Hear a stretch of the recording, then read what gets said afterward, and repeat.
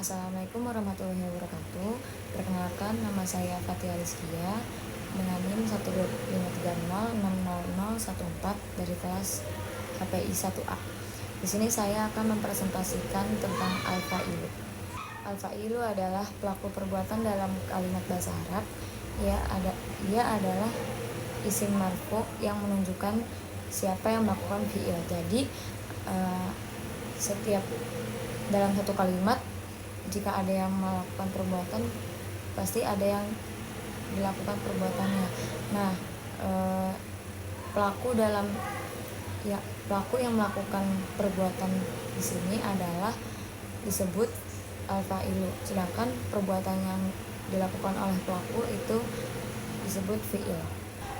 Ciri-ciri al-fa'ilu itu ada 4, yaitu selalu berupa isim atau kata benda, bukan berarti fi'il atau kata kerja.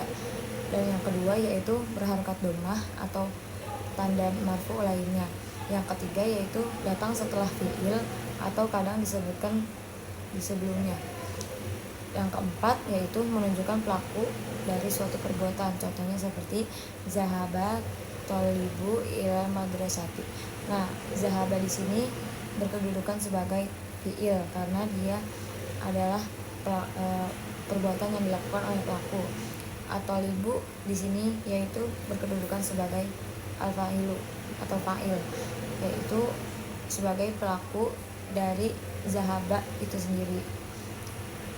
Nah, artinya yaitu siswa pergi ke sekolah. Siswa di sini itu berkedudukan sebagai fa'il, pergi berkedudukan sebagai fi'il.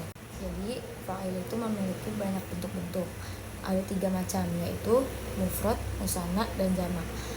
Mufrad di sini yaitu berarti satu pelaku yang artinya hanya ada satu pelaku dalam satu kalimat tersebut. Contohnya seperti ja'at thalibu, satu siswa datang. Hanya ada satu pelaku dalam fi'il di sini. Nah, yang kedua itu ada musanna yang artinya 2 pelaku. Contohnya seperti ja'at thalibani, 2 siswa datang. Jadi ada 2 pelaku dalam kalimat ini atau dalam fi'il ini. Ada 2 pelaku yang mengerjakan fi'il di sini.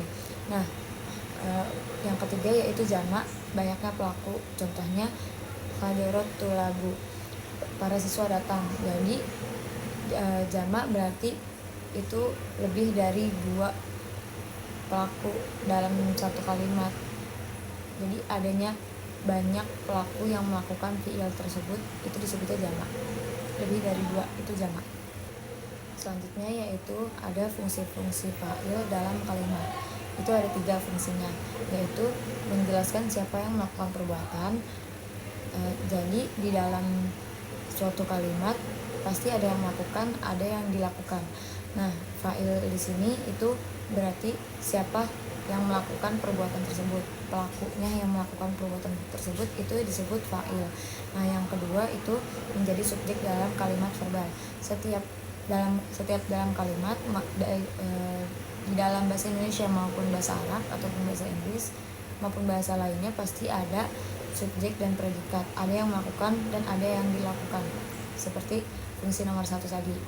Nah, yang fungsi nomor 3 yaitu menentukan kesesuaian bentuk fi'il, mau itu tunggal, ganda, atau jamak, seperti mufrad, musanna, atau jamak. Jadi fi'il ini berguna untuk kita mengetahui berapa banyak pelaku yang melakukan perbuatan tersebut dalam kalimat tersebut. Kesimpulan yang dapat saya sampaikan yaitu fa'il adalah pelaku perbuatan dalam kalimat bahasa Arab yang melakukan pekerjaan yang disebutkan oleh fi'il. Al-fa'il selalu berstatus marfu, berharakat dhammah atau penggantinya, dan umumnya terletak setelah fi'il biasanya. Tapi juga fa'il bisa diletakkan di awal kalimat.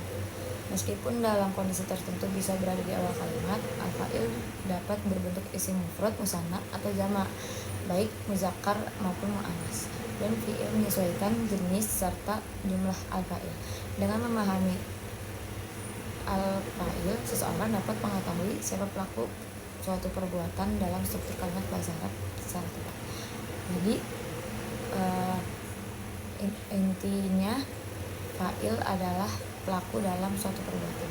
Dan materi yang dapat saya sampaikan, semoga apa yang saya sampaikan itu dapat berguna untuk kita semua. Dan pesan-kesan untuk Pak Amin, kesannya yaitu belajar sama Bapak itu asik, santai juga, jadi kitanya enggak ke pressure, kitanya juga gampang paham. Dan buat pesannya, makasih buat Pak Amin atas pengajarannya selama 1 semester ini. Semoga kedepannya pembelajaran bahasa Arab itu makin asik, makin banyak gamenya, dan selalu dilancarkan. Assalamualaikum warahmatullahi wabarakatuh.